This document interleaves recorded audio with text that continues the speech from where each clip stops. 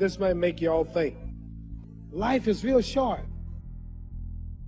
Life is not really long. Let's say the average person 30 years old. If you're 30 years old, you are now but about 7 years old. How can I prove it? Add up all the 7, 8, 9 hours you slept for 30 years. Out of 30 years, add up all the nights, last night when you went to bed and woke up this morning, you don't remember a thing. You've been unconscious for about 8 years. If you're 30 years old, you slept about 8 years. How much traveling have you done in 30 years? From the television station to home, to another country, to another city, to school, to church. You've probably traveled 2 years your life was spent just getting back and forth to where you're going. So there's 8 years of sleeping, 2 years of traveling. There's 30 years out of your life before you accomplish anything. How long do you sit in school? In America, we stay in school from the 1st grade to 12th grade. Same here? Yeah.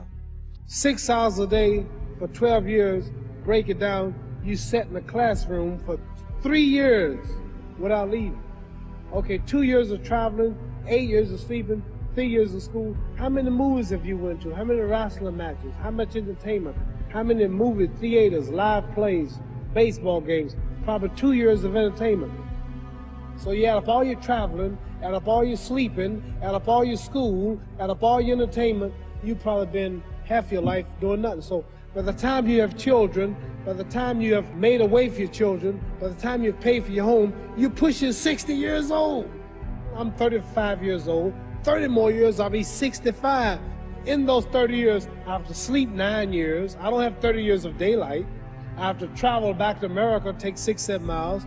All my traveling, probably 4 years of traveling in the next 30 years, about 9 years of sleeping, television, movies, entertainment, about 3 years of entertainment.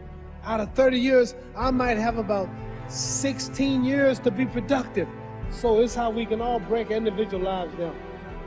I want you to look at this sand timer and I want you to think about your life. The sand in the top of the glass represents the future.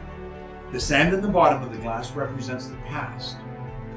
Now, do you know, we know what's in the past, and yet we can't do anything about it. Do you know what the trick is?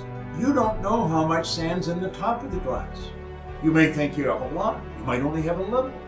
Then again, you may think you have a little, and you might have a lot. And I have found the people that win are the people who make up their mind they're not going to waste the minutes. They're going to be productive. They're going to make it happen every minute. What are you going to do with the time you have left? What are you going to do? I say that if you don't reposition yourself, you could miss the best time in your life. If you don't know what time it is, time will get away from you, and you won't know where it went. I have only just a minute, only 60 seconds in it, forced upon me, can't refuse it, didn't seek it, didn't choose it. But it's up to me to use it. I must suffer if I lose it, give an account if I abuse it. Just a tiny little minute, but an eternity is in it.